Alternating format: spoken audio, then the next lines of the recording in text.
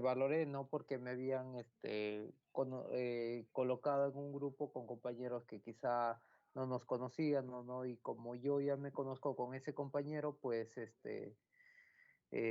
opté por ver si me consideraban en su grupo. Esa era mi intervención, ingeniero, al mencionar de que no sé si puede haber ese cambio o en todo caso no habría ningún problema si me toca trabajar con mis compañeros, sino que eh, puesto que yo ya me conozco con ese compañero, pues había visto, ¿no? La manera de estar en su grupo. A ver, estoy tomando nota acá para tomar una decisión. No le digo que sí ni que no por ahora, ya. Por eso estoy hablando de una publicación ahorita.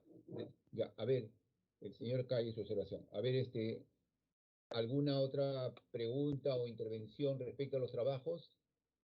Ingeniero, yo tengo una Sí, duda. ¿El sí, diga. trabajo vamos a presentarlo tanto como que en Word, un informe y en PTT o solo es en uno de ellos? Esa es mi duda. Ya, mire, cuanto usted más información presente, mejor, ¿no? Lo ideal sería que sea su Word y su PPT, ¿no? Que usted va a exponer, ¿no?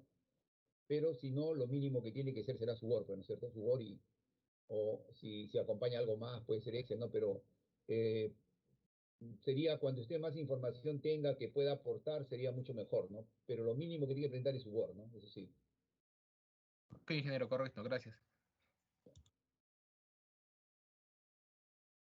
Muy bien, estamos casualmente para esas aclaraciones, para que ya de repente ya no vamos a hablar mal del trabajo y por eso es que estamos dando como un acto de fe pública que le dije, ¿no? Para que cualquier duda, intervención, lo podamos dar una respuesta en la medida de lo posible, ¿no? Una respuesta.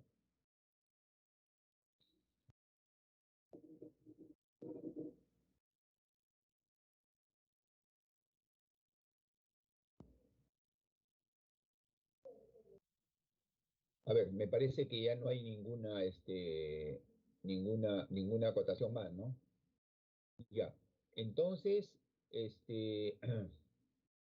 yo no sé, señor Calle, ¿usted no le conoce a nadie del grupo uno, dice usted? Mire, ingeniero, no, en realidad no me conozco, no traté de contactarme con uno de ellos, me ha respondido el compañero Yarasca, ¿no? Y bueno, pero el día de hoy me comuniqué con el compañero que conocía, que es Sandoval, que es del grupo 4 y me dijo que estaban de acuerdo, ¿no? De que yo podía pertenecer a su grupo, incluso dieron todo su consentimiento y bueno y pensé, ¿no? En acoplarme, no le he mencionado ello a a la señorita delegada Dayana, pero ya que ahora lo vi, pensé que como en nuestro grupo habían estado de acuerdo, pensé que me habían agregado a su lista, pero veo que de repente no se envió a la delegada o así, ¿no? Por el estilo, de repente ya le había mandado este documento. Entonces es por eso que intervengo, ¿no? Para ver si es que también haciendo de conocimiento a usted, ¿no? Como docente. Eh, Casualmente, caballero, yo le había indicado quienes oportunamente no están para formar su grupo, todos ellos iban a ser ubicados en los grupos, o sea, aleatoriamente, ¿no? Yo le he informado, ¿no? Seguramente usted se ha incorporado un poquito, no ha estado desde el primer día, por eso es que usted ha sido ubicado tal como hemos indicado el primer día, pues, ¿no? Y eso no habíamos acordado con la delegada, así en forma aleatoria. Pero había la iniciativa de que los alumnos pueden formar su grupo, pero cuando no están oportunamente en el momento para formar su grupo, se iba a llenar con los grupos que eran incompletos, ¿no? En este caso, ¿no? Y que son dos o tres, pero de todas maneras, en este caso lo puso el grupo uno, ¿no?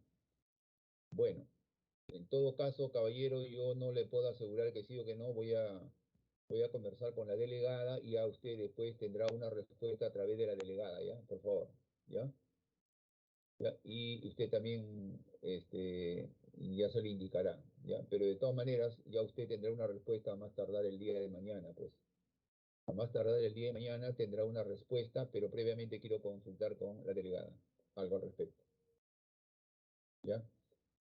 Correcto, ingeniero Rivera. Gracias. Ok. Bueno, entonces ahora sí damos pase al desarrollo de la clase. Acabamos de terminar nosotros la teoría que corresponde al, ¿cómo se llama? Al caso número uno. O sea, ya hemos visto todo lo que comprende referente al caso, al tema número uno, ¿no? Cuyo título se llamaba Naturaleza del costo, conceptos y clasificación de costo, ¿no? Que lo hemos determinado hasta calcular el precio de venta al cliente, ¿no? Entonces, ahí está la estructura de los costos, ¿no es cierto?, de diversa manera. Ahora vamos a entrar a explicar el día de hoy la teoría que corresponde a la segunda unidad, ¿no? Y seguramente el caso número 2 lo estaríamos haciendo la próxima clase, ¿no? Que sería ya pues el día lunes, ¿no? El caso número 2 al respecto. Pero ahora vamos a hacer lo que corresponde a la teoría. A ver, vamos a pasar a mostrar mis diapositivas.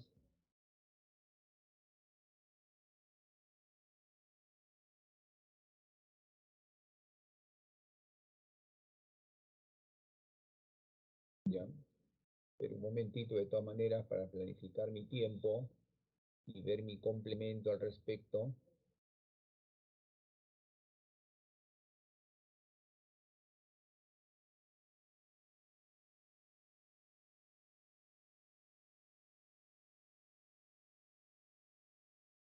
Ya.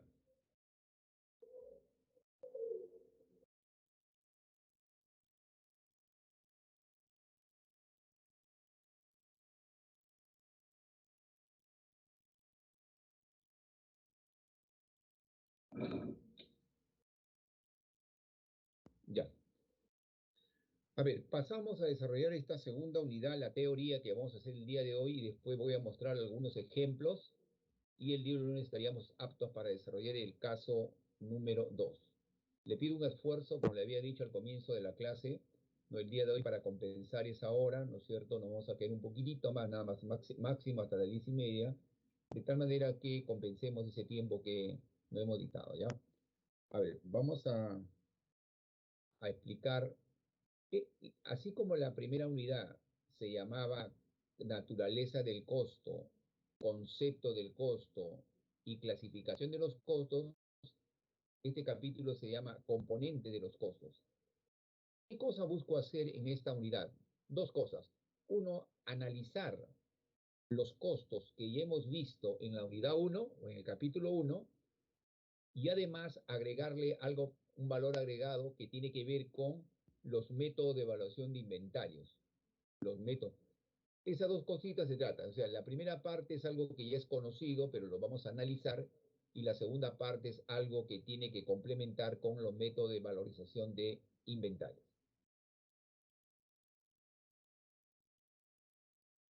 Esto, como siempre, es el resumen de los temas.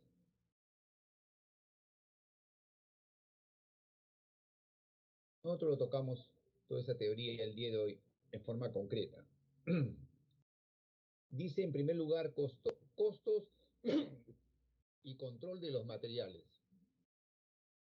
En primer lugar, cuando yo hablo de materiales, sean directos o indirectos, los materiales son todos aquellos bienes que utiliza la empresa una o dos veces y después ya ese material no existe o ya no le pertenece.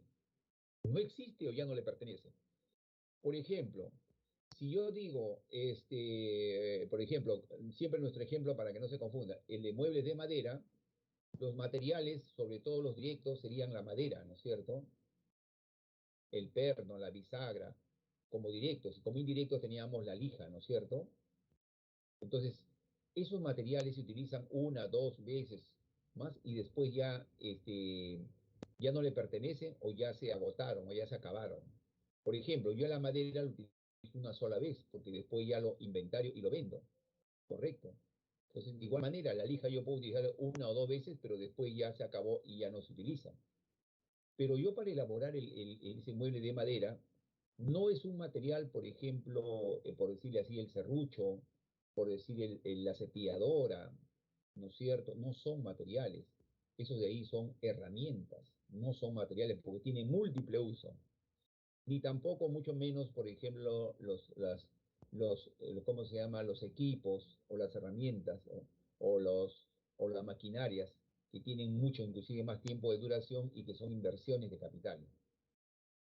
Entonces, cuando hablamos acá de costos y control de materiales, vamos a leer para darle una pequeña explicación. Dice, dependiendo del ámbito, o sea, del lugar donde se realice el procesamiento, los materiales pueden interpretarse como ingredientes, componentes, insumos, materia prima o simplemente materiales directos. Los costos de estos recursos se incurren periódicamente y sobre las cuales se van a agregar otros costos que en conjunto representan el costo de conversión. Acá hay un nuevo nombre que recién lo estamos utilizando, lo que se llama costo de conversión. ¿Qué cosa es el costo de conversión? ¿Qué cosa es el costo de conversión? El costo de conversión es todo aquel costo que se incurre para transformar la materia prima en producto terminado. Repito, el costo de conversión es el costo que se incurre para transformar la materia prima en producto terminado. Es decir, ¿qué costos componen el costo de conversión? Es como si fuese todo el costo de fabricación, pero menos la materia prima o los materiales directos. Después, todo lo demás forman parte del costo de conversión. Es decir, ¿qué forma parte del costo de conversión? La mano de obra directa, el material indirecto, la mano indirecta y los gastos generales de fabricación. Todos esos costos forman parte del costo de conversión y dentro de ese costo de conversión están los principales valores agregados. Valores agregados, los principales valores agregados. Luego acá dice, Entonces, ingeniero Rivera, sí, en el costo de conversión no toma en cuenta el material directo. no, Ah, porque casualmente los costos que voy a incurrir para transformar la materia prima, ese es costo de conversión. O sea, si su pregunta concreta es, ¿el material directo forma parte de la conversión? No, no forma parte del costo de conversión. ¿Ya? Luego tenemos acá los objetivos principales del control de los materiales. Dice, no deben aceptarse los materiales que están de acuerdo con las especificaciones. O sea, siempre en una empresa hay un área que se llama, por ejemplo, de logística, ¿no? Que se encarga de la compra y abastecimiento de la materia prima hacia los talleres, hacia los lugares de producción, qué sé yo, ¿no? Y dentro de esos compras que hace, los materiales son los elementos principales, ¿no es cierto? Entonces dice que esto de acá siempre debe hacerse un control de tal manera que no debe darse por obvio, ¿no? Por más que usted tenga una confianza en un determinado tipo de proveedor, pero siempre se debe hacer un control o un muestreo al respecto, ¿no? Y luego dice, no debe aceptarse materiales dañados, obviamente, ¿no?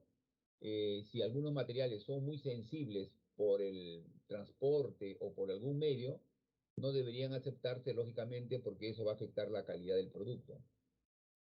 Luego dice, debe haber un control físico adecuado sobre el almacenamiento de las existencias. O sea, usted sabe que por más que la mercadería esté guardado, está expuesto a ciertas contingencias, ¿no? Como la temperatura, o sea, el clima, la forma como está almacenado, cómo está guardado, y una serie de condiciones que pueden hacer que el producto no esté bien conservado, ¿no es cierto? Y hay algunos inclusive que requieren estar a cierta refrigeración o con cierta calor. Entonces, dice, debe haber un almacenamiento adecuado. Y se debe ejercer un adecuado control de costos sobre la cantidad de materiales y suministros utilizados por el personal de operación, ¿no? Bueno, eso ya es una generalidad. Y luego, acá en este acápite 2.2, dice naturaleza de la materia prima, o sea, cómo se origina la materia prima y materiales. Y luego dice, los materiales que realmente forman parte del producto terminado se conocen con el nombre de materiales directos. Creo que eso ya le hemos puesto énfasis en la primera parte. Decíamos que los materiales que forman parte del principal del producto, o sea, que se quedan con el producto son directos, ¿no? Y lo que no se quedan son indirectos. Luego, la materia prima, dice, representa los materiales directos principales y que dentro de la empresa se origina el cambio en sus características físicas o químicas para convertirse como parte principal del producto terminado o del servicio realizado. Usted sabe que cuando hablamos en la primera parte decíamos que a los materiales directos en algunos casos le podemos llamar como materia prima, en otros casos como insumos directos, en otros casos como componentes o ingredientes, ¿no? Entonces, eso es lo que queremos resaltar en esta parte. Luego acá hay una serie de, diríamos, de acotaciones que no lo veo tan trascendente, ¿no? Pero de todas maneras lo podemos leer, ¿no? Dice responsabilidad de la organización para el control de materiales.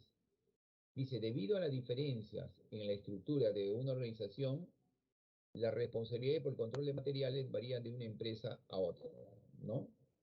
En muchas empresas, la responsabilidad por la diferente fase de control de materiales se asigna a las siguientes funciones: a compra, recepción, almacenes, departamento de producción, planeación de materiales, etcétera, etcétera. Son generalidades que no vamos a tratar de redundar mucho en esto. Esto es la parte central de este capítulo, ¿no? Esta es la parte central. Quizás ya ustedes pueden tener algún conocimiento por algún curso previo, quizás por contabilidad general, y nosotros acá vamos a querer decir cuáles son los métodos de evaluación de inventarios. Cuando yo digo métodos, quiero decir un procedimiento ordenado. Cuando yo digo valuación, significa qué valor se va a tener en cuenta. Valor, en este caso, cuantitativo. Yo no estoy diciendo ahí evaluación, que es otra cosa. Evaluación es parte del control. Lo que digo acá es valuación, o sea, qué valor se va a contabilizar de los inventarios. Cuando hablo de inventarios, estoy hablando de la materia prima o de los materiales directos, estoy hablando de los productos terminados, ¿no es cierto? A eso me estoy refiriendo. Muy bien. Luego dice que esos métodos de evaluación de inventarios normalmente en una empresa productiva se pueden utilizar hasta 4 métodos de evaluación de inventarios, ¿no es cierto? Hasta 4 métodos de evaluación de inventarios. Después vamos a explicar con bastante detalle cada uno de ellos y vamos a poner un ejemplo numérico. Pero primero expliquemos este primer método de evaluación de inventarios. A este primer método de evaluación de inventario se le conoce como el método de primeras entradas y primeras salidas, ¿no? Y usted puede ver que esto coincide con esto que dice acá, ¿no? P de acá, entradas de E, primeras de P y salida de S. ¿Qué significa este método PEPS o también llamado FIFO en inglés, ¿no? FIFO en inglés también significa first in, first out, primero en entrar es primero en salir. Pero nosotros en español normalmente lo conocemos como método PEPS. ¿En qué consiste este método? Dice, este método parte del costo anterior hacia el costo más reciente para costear la salida de materiales o productos terminados de almacén. ¿Qué significa eso? Más adelante vamos a ver un ejemplo, no se preocupen ahora, ¿no? Pero por lo menos a ver, darle una idea imaginativa. Imagínense que ustedes al 1 de julio tienen en almacén como inventario inicial 50 unidades de un producto a un costo de 20 soles por unidad. Pero durante el mes de julio, ¿no es cierto? Desde el 2 de julio, por decir, hasta el 9 de julio, se han producido como 300 unidades y ese costo ya no es 20 soles por unidad, sino es 22 soles por unidad. Se ha incrementado el costo, ¿no es cierto?, para producir lo mismo. Entonces el método PEPS me dice, ya, si tú tienes un inventario inicial a un costo y tienes una producción reciente a otro costo, para costear los materiales o los productos terminados que tú vas a sacar de almacén, ¿cierto? Tienes que considerar el primero que entró, o sea, el primero partes del inventario inicial. Y si no compensa eso las salidas, bajas, por eso dice de arriba hacia abajo, del anterior hacia bajas hacia la producción reciente y vas a tomar los valores que tienes recientes, ¿no? O sea, vas de arriba hacia abajo, de lo anterior a lo reciente. Eso dice el método PEPS. Y ahora, el método PEPS, ¿cuándo se utiliza? El método PEPS se utiliza generalmente cuando la inflación es baja o moderada. Y habíamos dicho que hablábamos de inflación baja o moderada cuando eso estaba en un dígito en la parte entera o circulaba entre 0 a 9,99% al año, ¿no? Ahí es susceptible de aplicar el método de primeras entradas y primeras salidas. Ahora, como le decía, hay 4 métodos. ¿Cuál es el segundo método? El segundo método se llama método de últimas entradas y primeras salidas, que como ustedes verán, le hemos puesto la sigla, la primera letra de cada palabra acá, WEBS, ¿no? WEBS. Y WEBS, en este caso, también significa, y en inglés le conocen también como el método LIFO, ¿no? LIFO, ¿no? Que significa last, ¿no es cierto? ¿No es cierto? De último, in, ¿no es cierto? De entrar, ¿no es cierto? Dice, el último en entrar es el primero en salir, ¿no es cierto? A eso le conocen, por ejemplo, el método LIFO, ¿no? Le dicen last in, first out, el último en entrar es el primero en salir. A su vez, ese método WEBS se subdivide o se clasifica en 2 submétodos. Lo que se llama método WEBS primera forma y método WEBS segunda forma. ¿Cómo es el método WEBS? Dice, este método es antónimo al método PEPS y parte del costo más reciente hacia el costo anterior. Cuando dice antónimo, quiere decir que es lo contrario. Hace un momento simulamos un ejemplo. Decimos que tenemos inventario inicial y acá tenemos producción. E íbamos del inventario inicial a la producción, o sea, de arriba hacia abajo, de lo anterior a lo reciente. Pero ¿qué dice el método WEBS primera forma? Que acá debemos ir más bien de lo reciente de la producción y si no cubre toda la demanda, debemos ir hacia arriba, hacia el inventario inicial. O sea, va de lo último o de lo reciente a lo anterior. Por eso es el antónimo al método PEPS. ¿Y cuándo utilizamos este método WEBS que le llamamos método WEBS primera forma? ¿Cuándo lo utilizamos? Este método generalmente lo utilizamos cuando la inflación es alta. Cuando la inflación es alta, se sugiere utilizar el método WEBS primera forma. Y conforme hemos dicho en clases anteriores, cuando nosotros decimos que la inflación es alta, generalmente la inflación está a nivel de 2 dígitos en la parte entera. Y si queremos ser más explícitos, podríamos decir que abarca entre el 10% al 99,99% anual. Allí se sugiere aplicar el método WEBS primera forma. Luego tenemos el método WEBS segunda forma. Este método dice uniformiza los costos de salida al valor más reciente. Ahorita vamos a ver, dentro de breves minutos, vamos a ver un ejemplo, no iba a quedar bien claro, acuérdense. Sin embargo, voy a desarrollar su capacidad imaginativa de lo que estamos viendo. Decíamos que tenemos inventario inicial y tenemos producción. Lo anterior es inventario inicial, lo reciente es producción. Entonces, ¿qué dice el método WEBS segunda forma?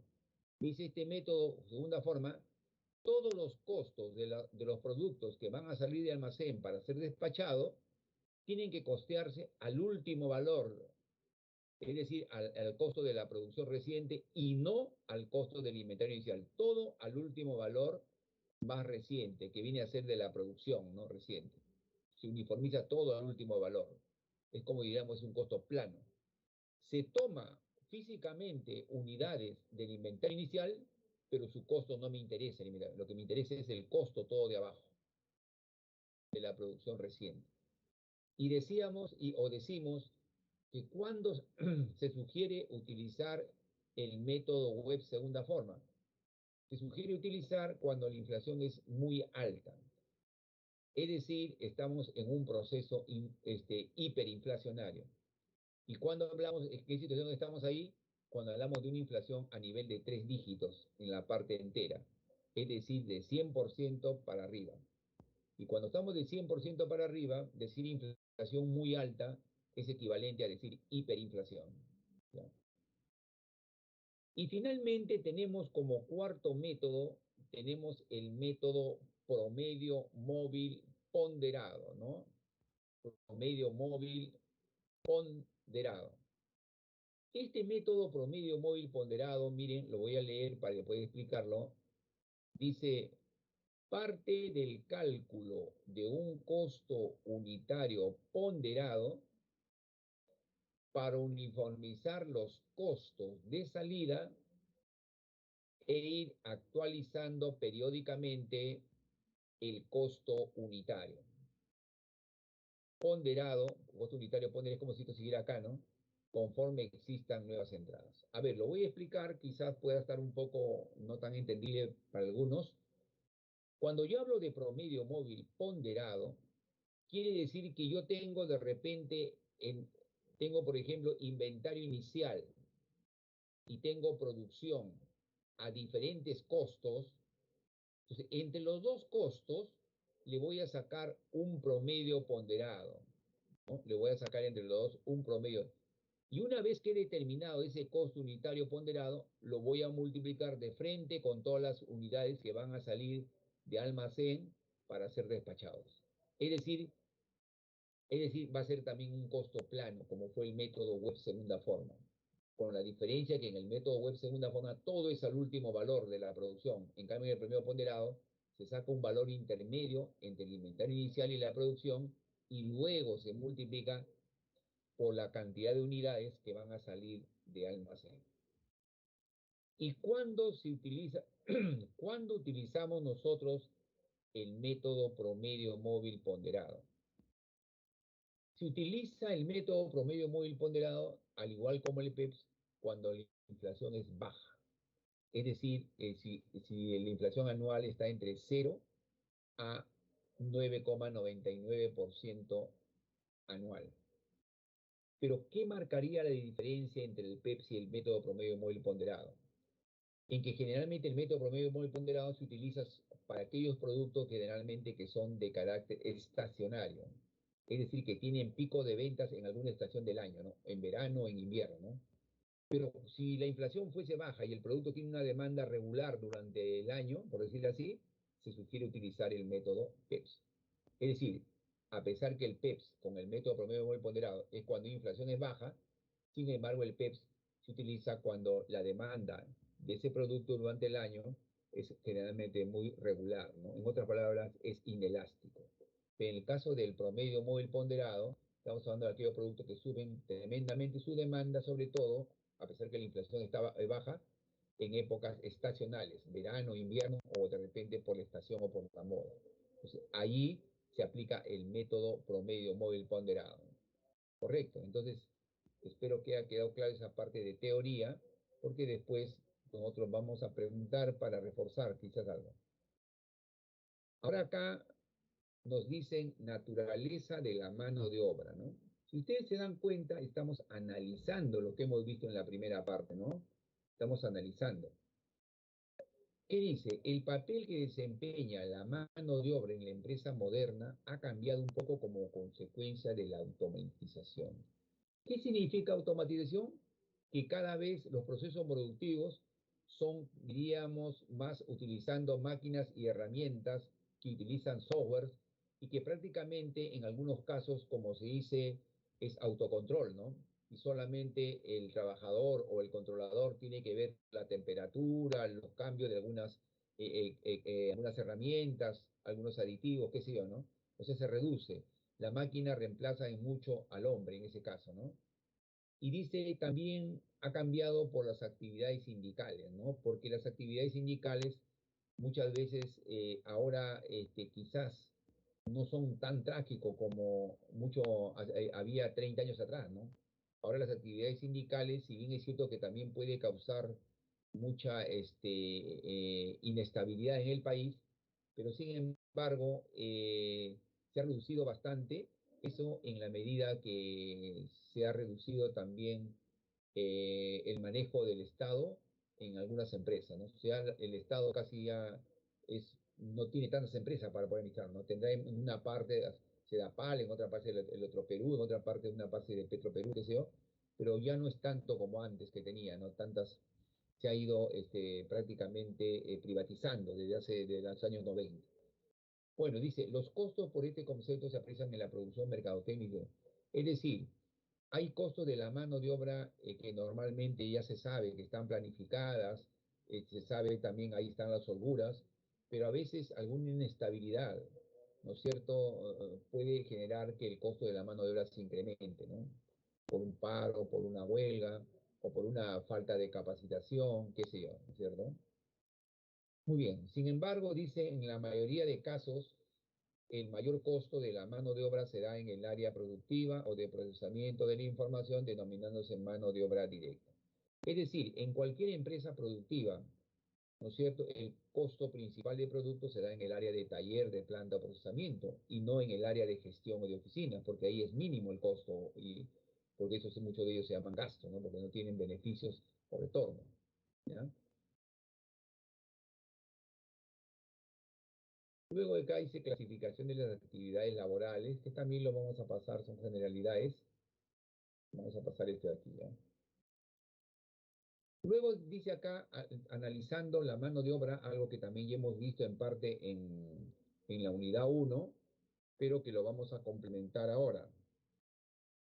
¿Qué dice acá? Acá dice, la mano de obra puede significar para una empresa un costo fijo, un costo variable o un costo mixto.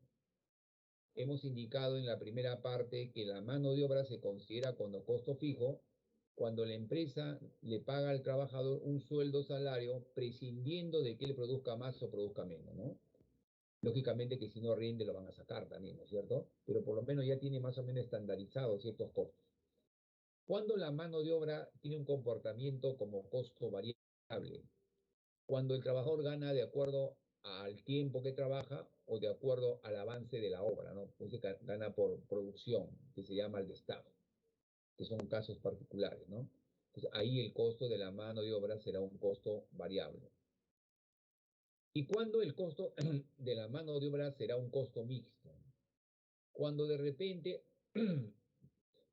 teniendo un sueldo salario o jornal, además, de vez en cuando se le incrementa por el pago de horas extras o algunas bonificaciones extraordinarias.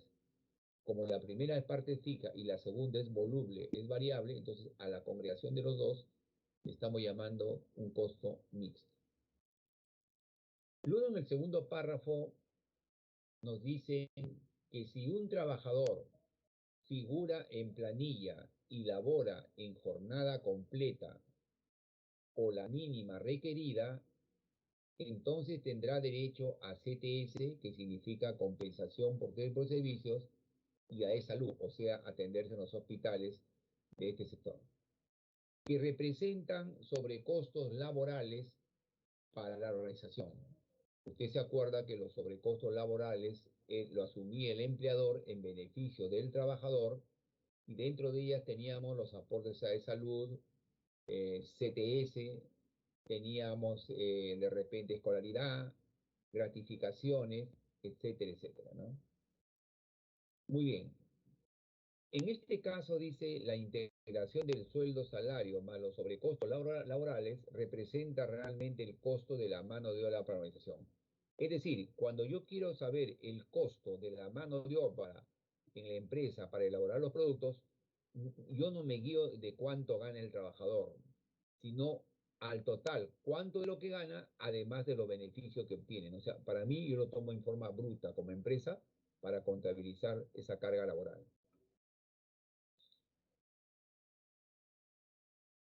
Luego dice acá, administración de la mano de obra y control de costos. Dice, la mano de obra es un Ingeniero servicio. Rivera, Sí, lo escucho. usted había mencionado de que para nosotros, para la aplicación en nuestros ejercicios, lo íbamos a considerar como el 34% de sobrecostos laborales, Exacto, exacto. pero en la realidad también eso puede variar, creo que también lo mencionó, ¿no, ingeniero? Ah, claro, porque hay algunos, por ejemplo, que la gratificación no le dan un sueldo, ¿no? Le dan, por decir, una proporción. En todo caso, ya no va a ser el porcentaje igual, o va a ser menor, ¿no es cierto? Algunos también que de repente trabajan 8 meses y por decir no le van a liquidar o no le van a dar un pago de CTS como por un sueldo, simplemente la proporción del tiempo que ha trabajado.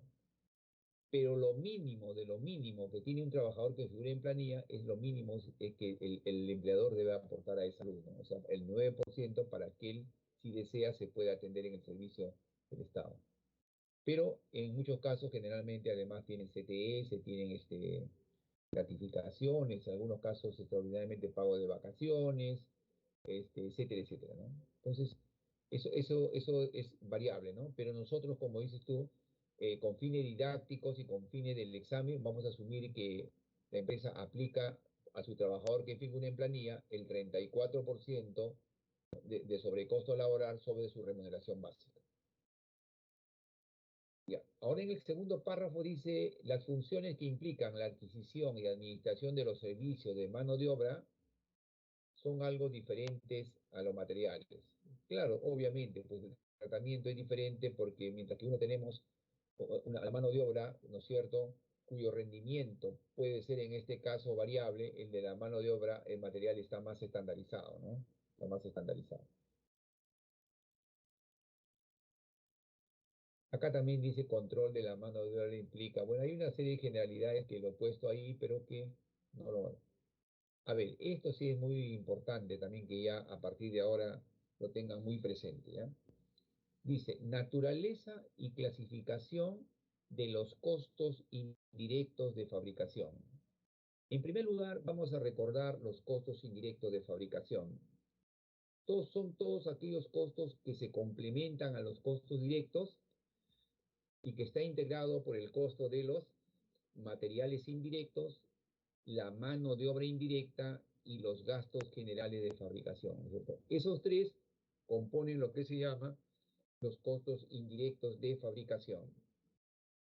Y dice, estos costos indirectos de fabricación son aquellos que solo pueden asignarse a un producto o servicio sobre alguna base elegida para tal propósito. Cuando una empresa está tomando como referencia un solo producto, no hay problema. Pero cuando ese costo indirecto lo tiene que dividir o subdividir entre dos o más productos, ahí viene el problema. Es decir, que para subdividirlo, como es un costo genérico, es un costo relativo, tengo que utilizar un tercero, es decir, una base para distribuir ese costo indirecto de fabricación. Si ustedes se acuerdan, en el caso número 1, estábamos viendo tres productos, ¿no es cierto? La producción de polos, camisas, ¿no es cierto? Y pantalones jeans.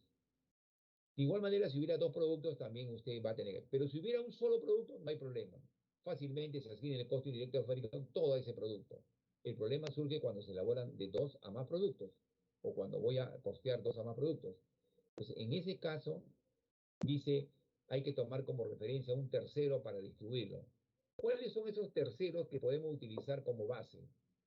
Puedo utilizar como base el costo del material directo, puede utilizar como base el costo de la mano de obra directa, o como nosotros hemos utilizado como base el costo primo, o podemos utilizar las horas hombre, o podemos utilizar las horas mano.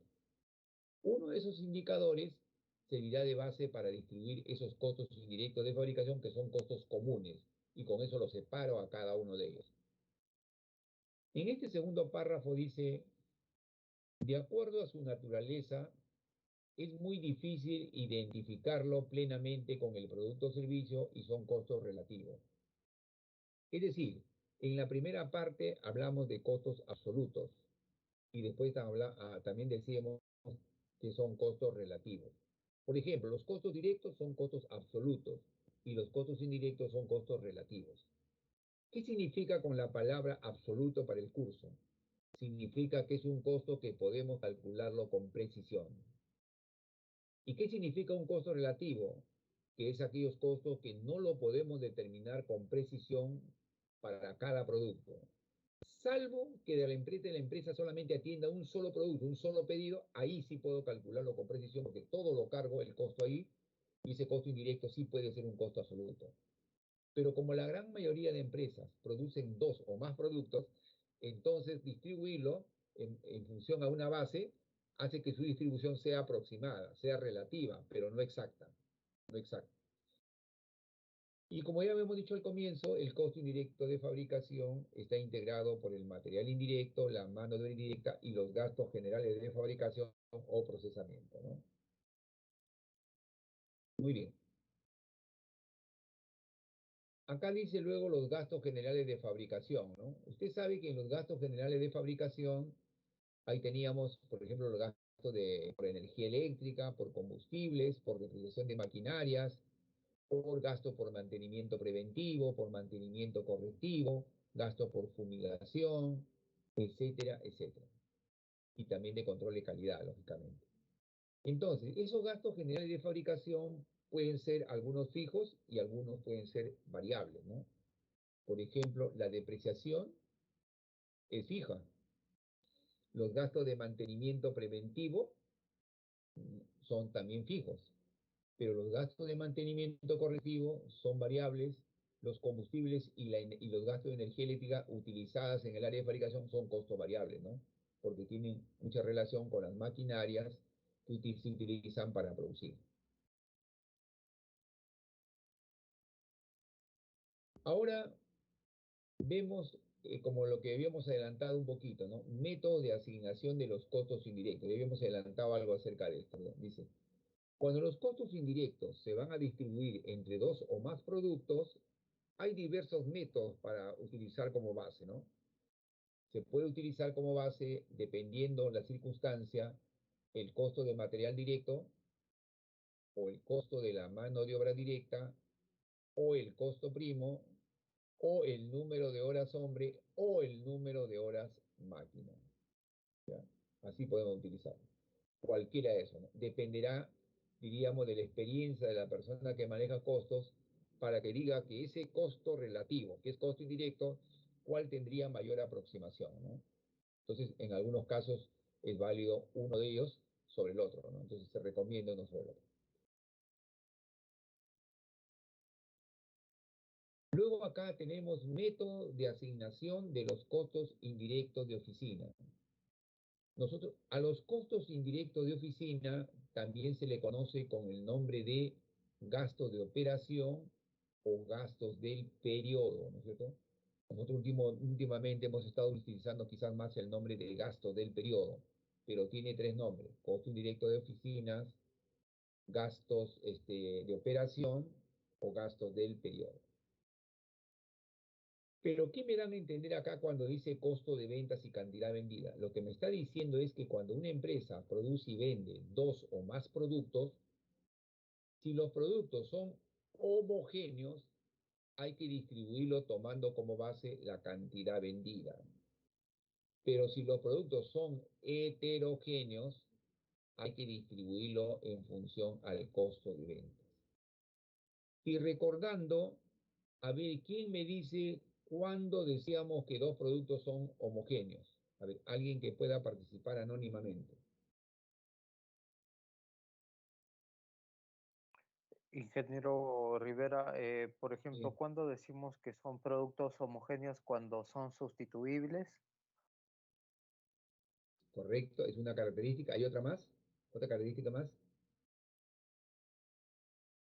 Que puede ser también que no haya tanta diferencia de costos y sean Claro, productos parecidos. claro, muy bien. Todas sustituibles, o sea, parecidos, y que no exista mayor diferencia significativa en sus costos, o sea, que son muy parecidos o aproximados. Muy bien. ¿Y cuándo decíamos que dos o más productos son heterogéneos?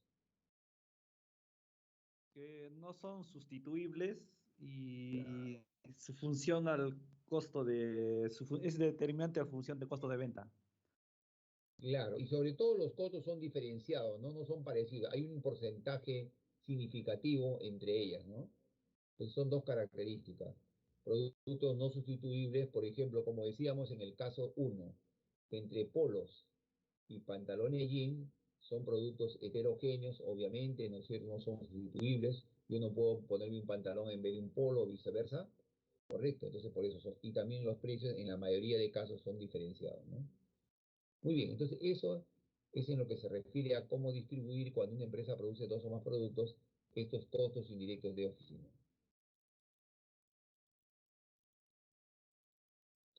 Ahora acá nos dice estado de manufactura. Estado de manufactura. Cuando nosotros decimos, hablamos de estado de manufactura, dice, en primer lugar, el estado de manufactura es una forma de estado financiero que se deriva al calcular el costo de fabricación y que vendría a ser una parte distribuida del gasto del estado de ganancias y pérdidas. Es decir, cuando yo hablo de estado de manufactura, estoy hablando cómo está resumido detalladamente, cómo se llama la estructura del costo de fabricación, ¿no? Y acá dice ya con más detalle, dice, nos permite apreciar en forma de estado financiero el costo de fabricación o manufactura considerando la relación de productos y productos terminados. En otras palabras, el estado de manufactura es un pequeño estado financiero que me muestra al detalle el costo de fabricación. Como ustedes saben, al costo de fabricación también se le llama costo de fabricación, costo de producción, costo de manufactura, costo de procesamiento, costo de elaboración. Y acá nos dan alguna idea sobre lo que tenemos que ver en la parte de presupuesto. ¿Qué nos dicen respecto al presupuesto?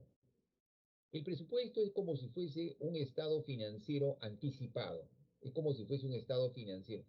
Yo puedo hacer un presupuesto de ingresos, un presupuesto de costos, un presupuesto de gastos, un presupuesto de capital o lo que fuese, ¿no? Yo me estoy adelantando. Es como hago. ¿Y para qué hago yo básicamente un presupuesto? Generalmente lo hago en la etapa de planeamiento para poder saber cuánto de capital de trabajo necesito para producir en la siguiente mes, en el siguiente periodo, en la siguiente temporada.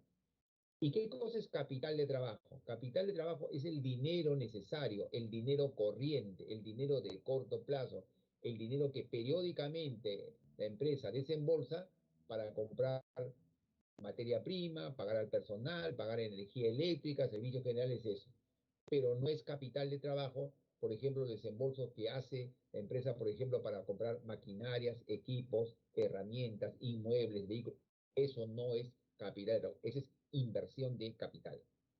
Entonces, lo que quizás nosotros utilizamos más en el curso es el término de capital de trabajo, porque es dinero corriente.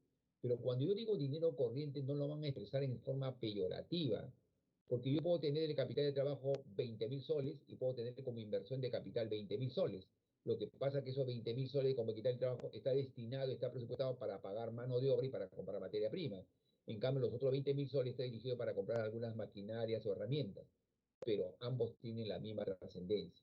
Lo que pasa es que si yo compro materia prima, capital de trabajo son bienes que no son duraderos, que rápidamente hay que renovarlo. En cambio, yo no todo el tiempo estoy comprando equipos, herramientas o maquinaria, ¿no? Tienen una duración hacia el mediano y largo plazo, generalmente, ¿no? Por eso es la diferencia.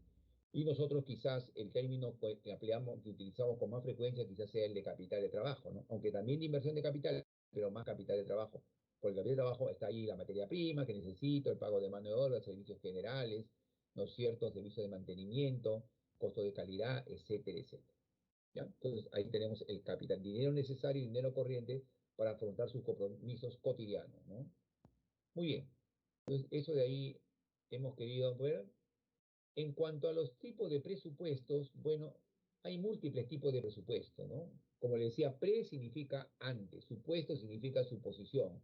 Es decir, un estado financiero anticipado para poder prever para el siguiente periodo, para el siguiente mes, la necesidad de capital de trabajo que requiero. Y en caso yo requiera cierto capital de trabajo y no puedo cubrir, ¿no es cierto?, al 100%, de repente me falta un 20%, prever qué línea de financiamiento voy a utilizar. Si voy a utilizar el crédito comercial con el proveedor de la materia prima o insumo, o el crédito financiero a través del sistema financiero del banco o seguros. Eso en el caso de estos tipos. En los presupuestos, como decía, puede ser ingresos, presupuesto de costos, presupuesto de gastos, presupuestos operativos, presupuesto maestro, etcétera, etcétera. Muy bien.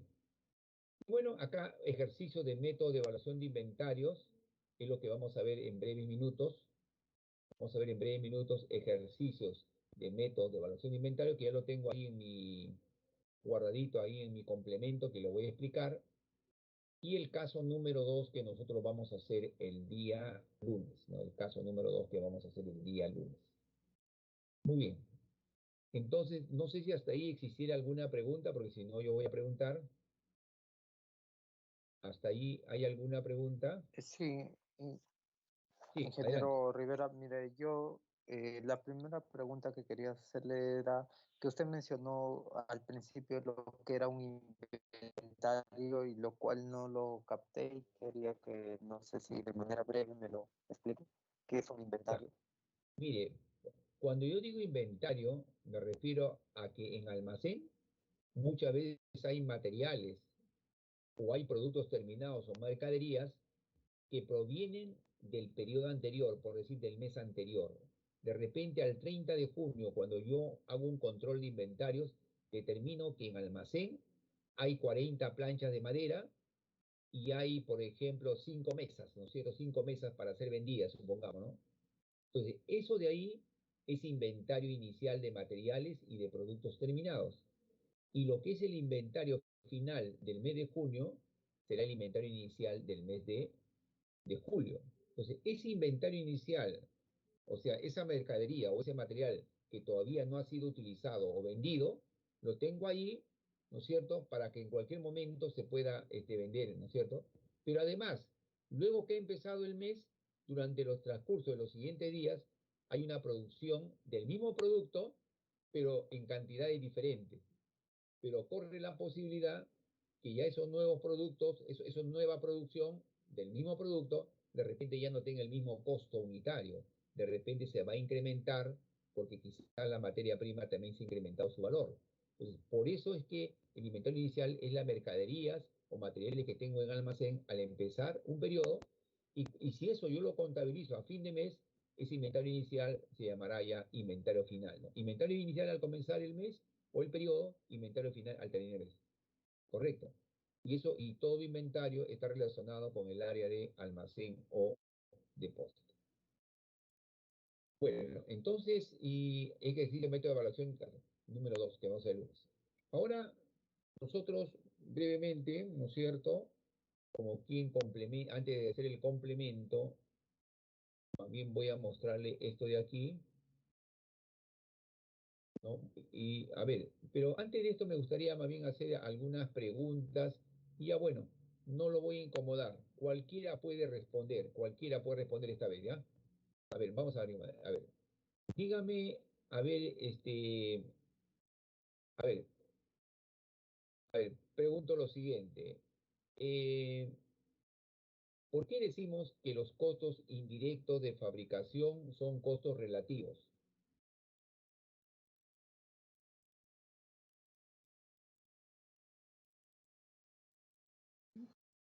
No son exactos. Exacto, muy bien su respuesta. Es decir, cuando esos costos no son exactos al distribuirlos, porque el costo indirecto de fabricación tomado globalmente sí es exacto, pero el problema es cuando yo voy a distribuir ese costo entre dos o más productos. Allí sí no es exacto, es aproximado, y eso aproximado yo le estoy llamando relativo. Muy bien.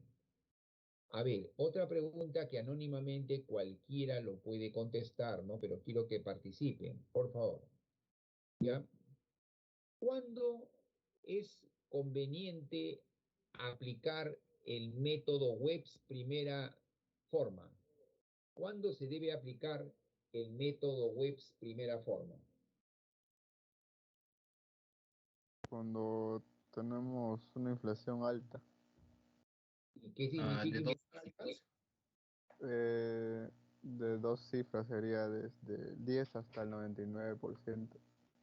Muy bien, cuando estamos en una inflación alta, entonces estamos ahí, deberíamos aplicar el método Webs primera forma. Muy bien. ¿Cuándo debemos aplicar el método promedio móvil ponderado?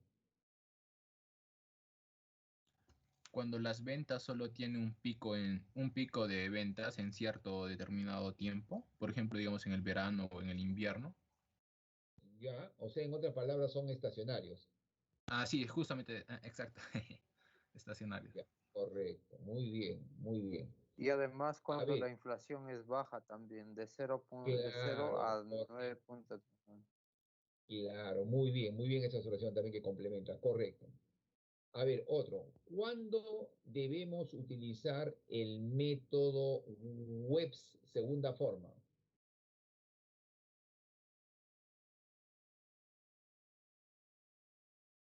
Cuando la Cuando se inflación dé es muy una alta, ingeniero. muy alta, hiperinflación sería. Muy alta. ¿Y qué significa inflación muy alta? Es una inflación, ingeniero, a partir del 100% o más. Exacto. Y eso es época hiperinflacionaria o muy alta. Muy bien. Cuando la inflación es alta o muy alta, se dice que estamos en épocas inflacionarias, ¿no? Inflacionarias, sí, ¿no? Inflacionarias, propiamente dicho, ¿no? Porque si la inflación es baja, es una inflación normal, ¿no es cierto? Es una inflación normal, porque nada es estable en la vida, ¿no? Muy bien. Ahora, vamos a la siguiente. A ver, si los productos son heterogéneos, se recomienda utilizar como base de distribución ¿qué? ¿Qué indicador se debe utilizar como base de distribución para distribuir los gastos del periodo, ¿no? ¿Cuál debe ser nuestra referencia o nuestro referente para distribuir los gastos del periodo entre dos o más productos cuando los productos son heterogéneos? En función al costo de ventas. Correcto, muy bien. En función al costo de ventas, y si los productos son homogéneos, debe ser en función a las unidades vendidas. Muy bien, muy bien. Entonces, esa partecita de ahí que hemos repasado es muy importante tenerlo presente, ¿ya? Sobre todo, yo pregunto algunos detalles en el control de lectura, ¿no? Que como le reitero, no va a ser cosa así tan rebuscada, pero salvo que me equivoque, lamentablemente en el control de lectura hay de todo, ¿no? Hay notas bien bajas, regulares y también muy altas, ¿no? O sea, yo premio, lógicamente, pues al César lo que es del César, ¿no? Y ese día todos dan con su cámara prendida, pero para que no se pongan nerviosos de grupo en grupo, llamo. Bueno, a ver, ya, entonces hecho esa aclaración, Ingeniero, ¿cómo sería sí. esa proporción? Le preguntaba cómo sería esa proporción cuando los productos son homogéneos, por ejemplo, ahí es en base a las unidades vendidas, pero ¿cómo sería esa proporción, esa división que va a multiplicar, ¿no? Para determinar los gastos de operación? Ah, ya, bueno, aunque se escuchó, ya le he entendido su pregunta, aunque ahorita su internet está un poquito distorsionado, pero ya le he entendido. O sea, usted allí, por ejemplo, ¿te acuerdas cómo hicimos el día de hoy, por ejemplo, que era heterogéneo? Usted tiene que sumar todos los costos de venta de los productos y tiene un costo de ventas total. Y después compara, hace un ratio. El costo del producto que usted va a tomar como referencia, por ejemplo, de P1, con el costo de venta general, ¿no? Divide el costo de venta del producto entre el costo de venta general y eso lo multiplica por el gasto del periodo total que le han dado, ¿no? Tiene el gasto ¿cierto? Tiene el costo de ventas del producto entre el costo de ventas general y lo multiplica por el gasto del periodo en general, ¿no? Que va a subdividir. De igual manera se hace con las unidades vendidas. Ingeniero, Sí, sí, sí, sí. continúe, ingeniero, disculpe No, que no, no, no, no, más bien usted quiere hacer otra pregunta. A ver, adelante. no, ingeniero, iba a explicar ahora de igual manera con las unidades vendidas, ahí se Ah, claro. quedó, le Si fuese interrumpí. homogéneo, usted tiene 40 unidades que ha vendido el producto uno, 80 del segundo y 30 del tercero. Ahí tiene 159, 40, 80 y 30, 150 unidades. Si quiere distribuir los gastos del periodo de estos productos, por ejemplo, leche roja, leche azul, leche verde, por ejemplo, divide 40 entre 150, que es el primero, y lo multiplica por el gasto del periodo, que de repente es 8.000 soles, ¿no? Y allí, de esos 8.000 soles, está distribuyéndolo cuánto le va a ser para leche roja y le va a corresponder, cuánto le va a corresponder a leche roja. Similar a como usted hace, como hicimos el día de hoy, para distribuir los gastos del periodo, pero en función al costo de ventas. ¿No? La diferencia ahora que no va a tomar como referencia, sino las unidades vendidas, ¿no? Unidad vendida del 1, unidad vendida del 2, unidad vendida del 3, lo suma, ¿no?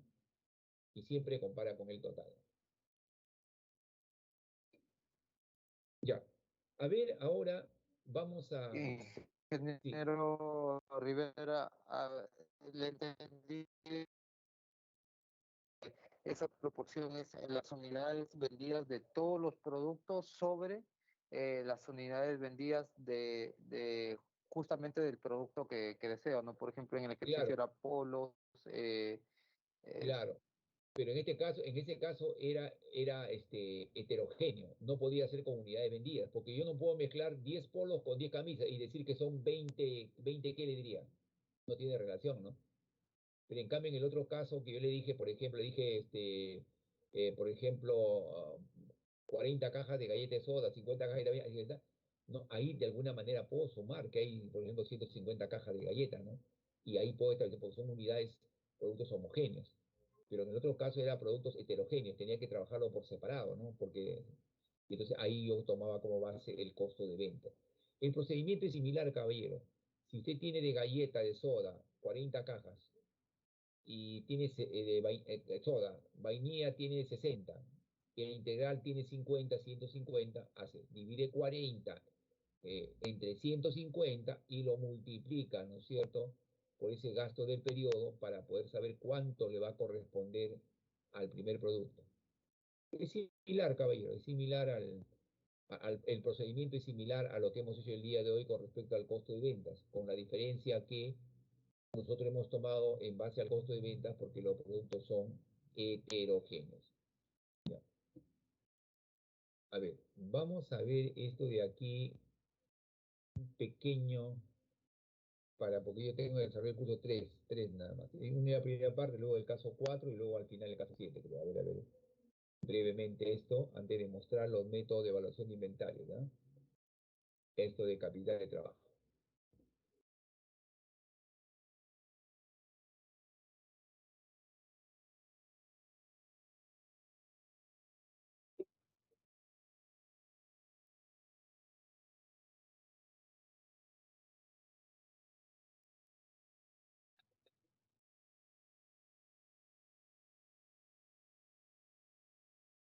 Ingeniero, no se escucha el audio. Ingeniero, no escucha el audio, disculpe. El video. No bota sonido. Caballero, ¿qué dice? ¿No hay sonido? No, del video no. A ver, a ver.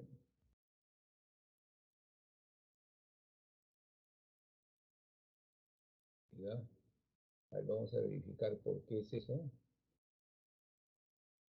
Acá está bien.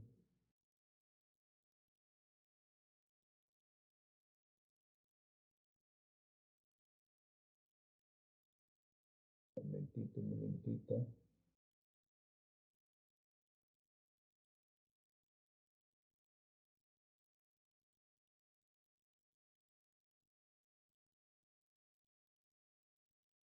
Un ratito, un ratito.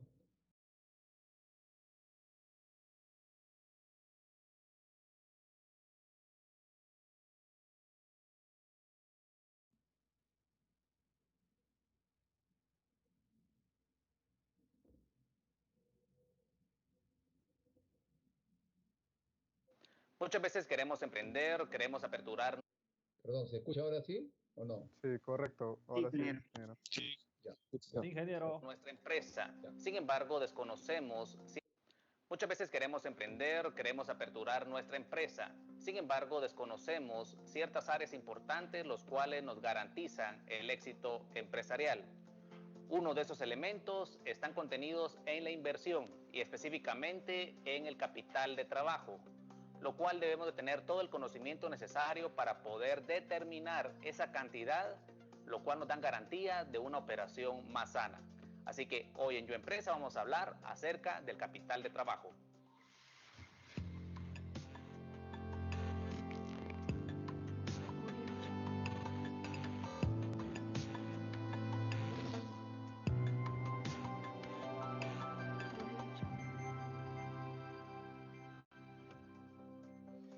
Cuando iniciamos una empresa debemos definir su inversión. debemos de incluir aspectos como las instalaciones, como el mobiliario que vamos a ocupar, como la imagen dentro de ella, así como el uniforme que van a ocupar pues el personal. Sin embargo, también debemos de considerar el capital de trabajo. Entonces, ¿qué es el capital de trabajo? El capital de trabajo es un fondo el cual utiliza la empresa para poder operar. Generalmente se hace de manera mensual. Dicho fondo se reinvierte constantemente para poder garantizar la rentabilidad de nuestro proyecto. Es por ello también que recibe el nombre de fondo de rotación o capital de rotación, fondo de trabajo o fondo de gestión, capital circulante o capital corriente. Contablemente hablando, se puede decir que es la diferencia positiva de los activos a corto plazo y los pasivos a corto plazo. Entonces, el capital de trabajo está integrado por los fondos necesarios para comprar inventario mínimo de productos. Generalmente, cuando se inicia una empresa, no existe la credibilidad para obtener crédito por parte de los proveedores. Por lo tanto, debemos de considerar un fondo para poder comprar ese inventario. También incluye el fondo para planilla. Toda empresa debe estimar el valor del dinero necesario para pagar el salario de todo el personal durante un mes. También incluye el fondo para gastos fijos, como el alquiler del local, la energía eléctrica, el teléfono y otros gastos periódicos. Si se produce, también debemos de considerar los fondos necesarios para la compra de la materia prima y la mano de obra. Este fondo debe estimarse y considerar que debe estar completo para reinvertirse mensualmente. Uno de los indicadores de una buena salud financiera de una empresa es que su capital de trabajo se mantenga disponible y pueda incluso ir creciendo mensualmente por la rentabilidad de la empresa. Así que ya lo sabes, si vas a iniciar una empresa es necesario que determines cuál va a ser ese capital de trabajo, lo cual servirá para mantener un control de manera mensual. Si ya cuentas con tu empresa, debes de calcular cuánto es tu capital de trabajo actualmente, si se ha mantenido, si se ha reducido o incrementado durante estos meses o años de operación. Es importante mantener ese tipo de control, pues es uno de los indicadores de la buena operación de una empresa.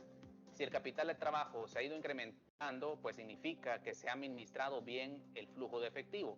Sin embargo, si el capital de trabajo está reducido, pues significa que debemos de poner mayor atención y mayores controles a ese flujo de efectivo y destinarlo a las obligaciones a corto plazo. Si necesitas ayuda para poder determinar tu capital de trabajo, no dudes en contactarme en alexcalderon.yoempresa.org o info@alksconsultores.com. Recuerda visitar nuestra página web www.yoempresa.org o alksconsultores.com, donde encontrarás gran material que te ayudará a la operación y estrategia de tu empresa. Recuerda, soy Alex Calderón y esto es Yo Empresa.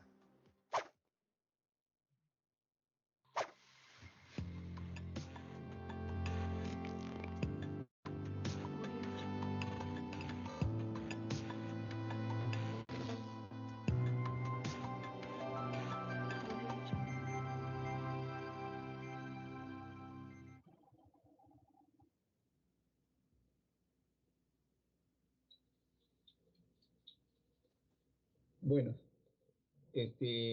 acabamos de ver un pequeño video referente a la importancia del capital de trabajo, ¿no? Es decir, el capital de trabajo se puede utilizar desde el que comienza un proyecto y durante el desarrollo del mismo es imprescindible tener siempre un fondo para atender todas las necesidades periódicas o corrientes que necesita la empresa, ¿no? Es decir, teniendo supuestamente ya toda la infraestructura para poder mantener eso, para seguir produciendo mensualmente, para seguir abasteciendo el mercado, se requiere siempre que tiene que haber una rotación de capital de trabajo.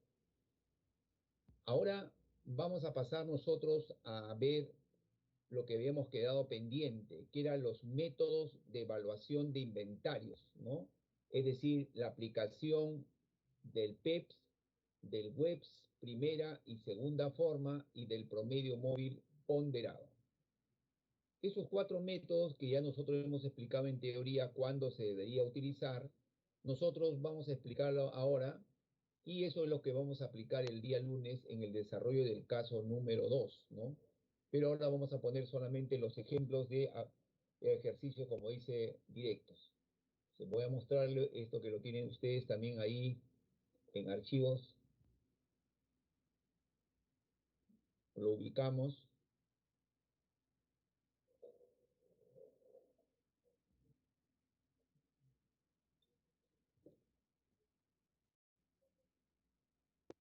Aquí está. Ya. Mire, acá dice ejercicio de métodos de evaluación de inventarios. Ejercicio de métodos de evaluación de inventarios. Acá dice que, por ejemplo, al empezar, supongamos, voy a suponer un mes X, no cualquiera. Al empezar el mes, supongamos, existe en almacén un inventario inicial de productos terminados de un producto X, 90 unidades.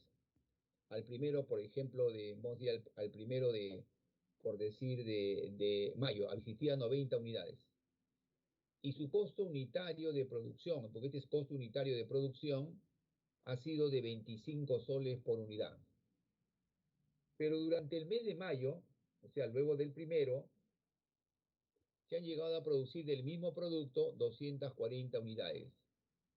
Pero sin embargo, ese costo unitario de fabricación se ha incrementado a 28.50, y sí se ha incrementado 3 soles 50 más. Claro, nosotros acá no queremos justificar cuál ha sido el motivo, incremento de la materia prima, mermas, o quizás, no sé yo qué, desperdicio, cualquiera que sea el motivo, baja productividad. Lo importante es que ha subido a 28,50. Ahora, nosotros en ese periodo de mayo que hemos tomado, se han vendido 300 unidades. Lo que me dicen es, aplicando el método PEPS, ¿cuánto sería el costo de ventas? Mira, con esta información que ya tengo resumida, porque nosotros calculamos el costo de venta teniendo el costo de fabricación, ¿no? Pero si ese costo de fabricación yo lo divido entre N unidades, obtengo este costo unitario, ¿no? De fabricación, ¿no? Acá ya me están dando el costo unitario de fabricación, ya, ¿no? Es como si yo calculo el costo de fabricación, lo divido entre las unidades producidas y me da el costo. Me está dando esto para aplicar el método web PEPS o promedio móvil ponderado. Yo tengo al empezar el mes 90 unidades a este costo y a este costo. Esto de acá no es precio, son costos unitarios de fabricación. Entonces me dice, ¿cuánto será el costo de ventas aplicando el método PEPS de primera entrada? Entonces, ¿qué hacemos? Decía, el PEPS va del inventario inicial a la producción, o sea, va de arriba hacia abajo, de arriba hacia abajo. Y ese costo que vamos a sacar nosotros de la producción va a cambiar de nombre y se va a llamar costo de ventas. Para ello tenemos que saber cuánto vamos a vender. ¿Y cuánto vamos a vender? 300 unidades. ¿Qué dice el método PEPS? Debo partir de arriba hacia abajo, de arriba hacia abajo. Entonces digo, como se van a vender 300 unidades, agoto primero ese stock. Sería 90 por 25. 90 por 25 y acá lo tienen. Pero me falta más. Si se van a vender 300 unidades, resto 300 menos 90 será 210. 210, ¿de dónde lo voy a tomar? Lo voy a tomar de acá. Inclusive me van a quedar 30 unidades, ¿no? Estas 210 unidades que voy a tomar de acá, ahí está 28.50. 210 por 28.50. Hago esta operación y a usted le va a salir 8.235. A ver, solamente esta primera quisiera que lo comprueben, por favor, si es correcto o no. La primera, nada. Después lo demás ya tácitamente lo van a aceptar, ¿ya? Le sale 8.235. Sí, ingeniero, exacto. Ya, 8.235. Muy bien. Entonces, ya con esa corrección, con esa anuencia, tenemos aquí nosotros que el costo de ventas es 8.235. Este costo de ventas es la que forma parte del costo total de lo vendido, ¿no es cierto? Forma parte del costo total de lo vendido. Y además de formar parte del costo total de lo vendido, este costo de ventas, cuando voy a registrar en un estado financiero, va a lo que se llama al estado de ganancias y pérdidas, ¿no? Va al estado de ganancias y pérdidas, ¿de acuerdo? Va al estado de ganancias y pérdidas. Entonces, o que también se llama con el nombre de estado de resultados. Entonces, este sería el costo de ventas de las 300 unidades, que acá luego hay que cargarle el gasto del periodo para que llegue recién al costo total de lo vendido, que es otra cosa, ¿no? Porque el costo de venta está relacionado con el costo de fabricación. Muy bien, ahora, como de acá hemos tomado 210 unidades, nos queda 30 unidades, ¿no es cierto? Nos está quedando 30 unidades. 30 unidades. Entonces, esas 30 unidades que me quedan, será de acá, 30 unidades, si lo multiplicamos por 28,50, eso viene a ser el saldo, o sea, lo que queda. Y ese saldo se llama inventario final de productos terminados. ¿Y dónde va eso? Eso va ya a otro estado financiero que se llama balance general. Esto va al estado de ganancia y pérdida de resultados y lo que queda va al balance general. Correcto. Muy bien. Ahora, ¿cómo sería aplicando el método web primera forma? Cuando explicamos la teoría, habíamos dicho nosotros de que el web primera forma se aplica en forma contraria a Antonio Malpeps, es decir, va de abajo hacia arriba. Acá por eso le he puesto una flechita, de abajo hacia arriba. Entonces, como se va a vender, como se van a vender 300 unidades, primero parto de abajo, ¿no? Digo, 240 por 28,50, 240. Más, ¿cuánto me falta para 300? 300 menos 240, 60. 60 lo voy a tomar de aquí. 60 por 25. 60 por 25. Y nos va a salir 8.340. 8.340 no va a salir. Y el saldo que me va a quedar de acá de arriba, de adelante me quedó de acá, ¿no? Ahora me va a quedar de acá 30 unidades, 30 unidades lo multiplico por 25 y eso va a ser el costo del inventario final de productos terminados o que también le llaman mercaderías. Entonces, ese saldo, su valor va a ir al balance general. En cambio, lo de acá va al estado de ganancias y pérdidas, que a su vez nos sirve para calcular el costo total de lo vendido cuando le sumo los gastos del periodo. Luego tenemos el método web segunda forma. Mire, acá hay una flecha, ¿no? Así horizontal. ¿Qué cosa quiere decir esta flecha? Que todo se va a costear a este valor, a 28,50. Todo se va a costear a este valor, 28,50. Todo. ¿Cuánto se vende? 300. 300. Quiere decir que las 300 unidades se van a costear este valor. Por eso se pone acá 300 por 28,50 y pero hay que dejar entendido lo siguiente, mire, ve. Alguien dirá, pero profesor, ¿por qué las 300 a 28,50? Está bien, de acá se va a tomar 240 y de acá se va a tomar 60, pero este costo no me interesa para el web segunda forma, no me interesa esto. De acá agarro 40 y físicamente agarro 60, pero el todo lo voy a multiplicar por 28,50, que como hemos hecho acá, y nos da 8.550, ¿no? Y como saben, esto nos va a servir para calcular el costo total de lo vendido y a su vez se va a poner en el estado de ganancias y pérdidas o también llamado estado de resultado. ¿Y cuánto nos va a quedar? 30. Ese 30 también se multiplica por 28,50, ahí va a ir al balance. Ahora, tenemos acá otro método. Tenemos lo que llama el método promedio móvil ponderado, ¿no? Y acá el método promedio ponderado pone como si fuese acá, ¿no es cierto? Como un signo, quiere decir que estos dos va a abarcar, ¿no? Va a abarcar las dos filas. Y el costo promedio móvil ponderado parte de un costo unitario ponderado. parte de un costo unitario. ¿Y cómo sacamos el costo unitario ponderado? Multiplicando fila a fila, ¿no? Por ejemplo, dice 90 por 25, más 240 por 28,50, por 28,50. Y sumamos todas las unidades. 90 más 240 sería 330. Acá tenemos 330.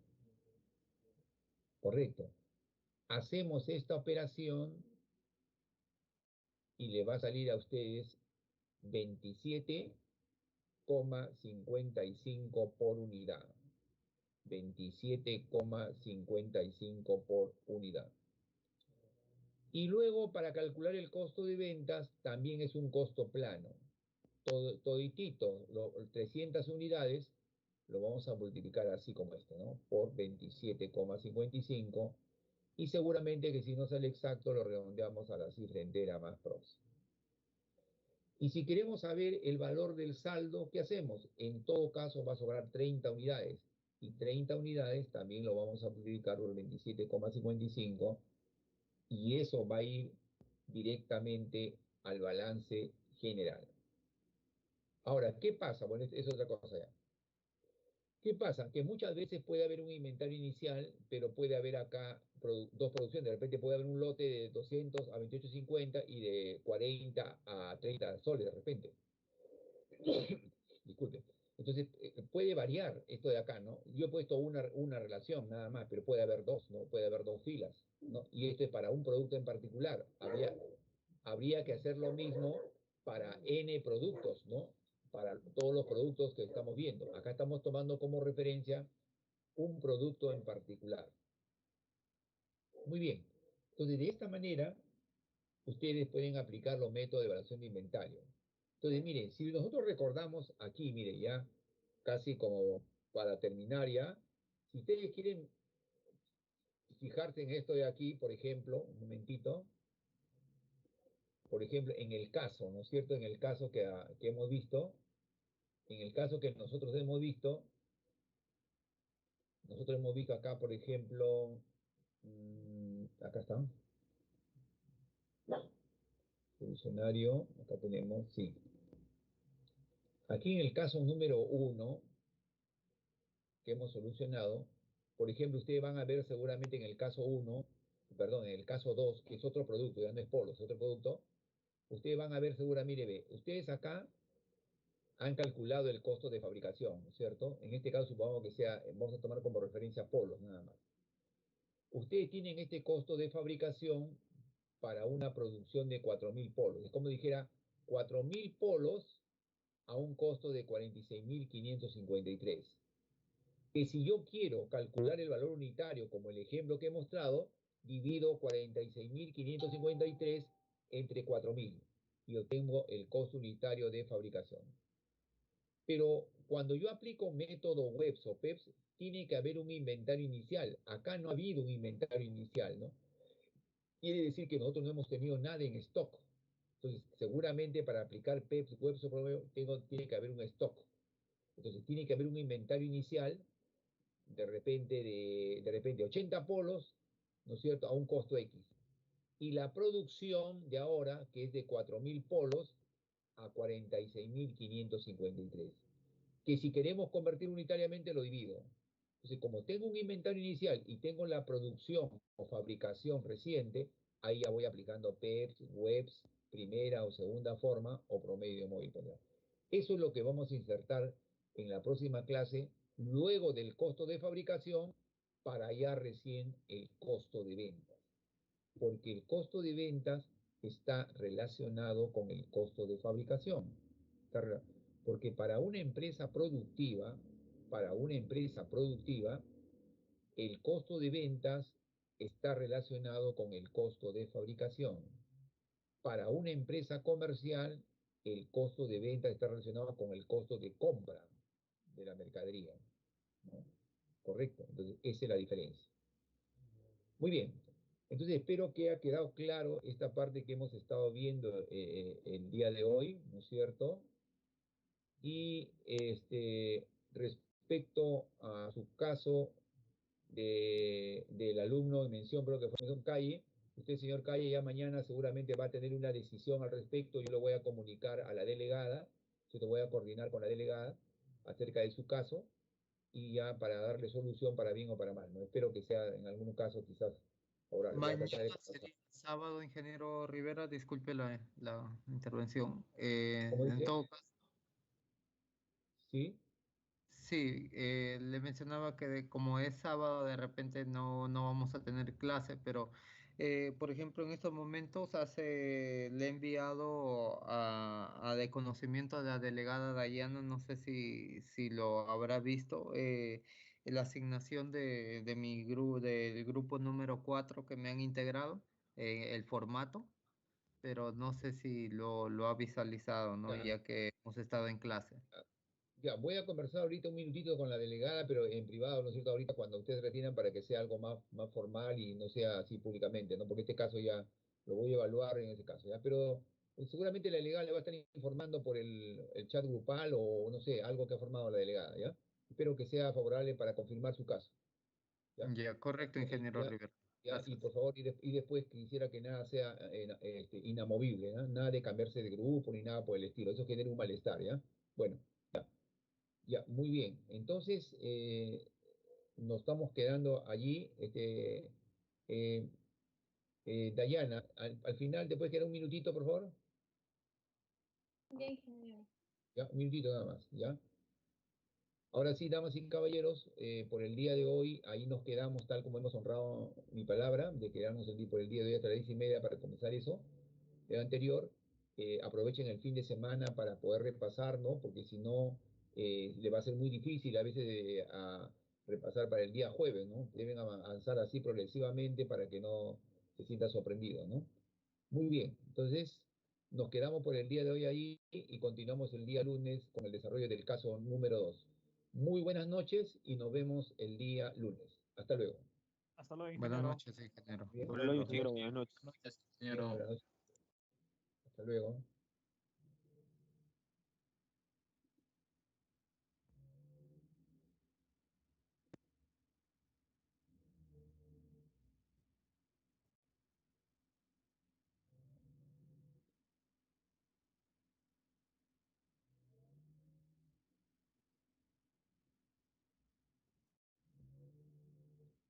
A ver, los que todavía no salen, ocupó en la sala.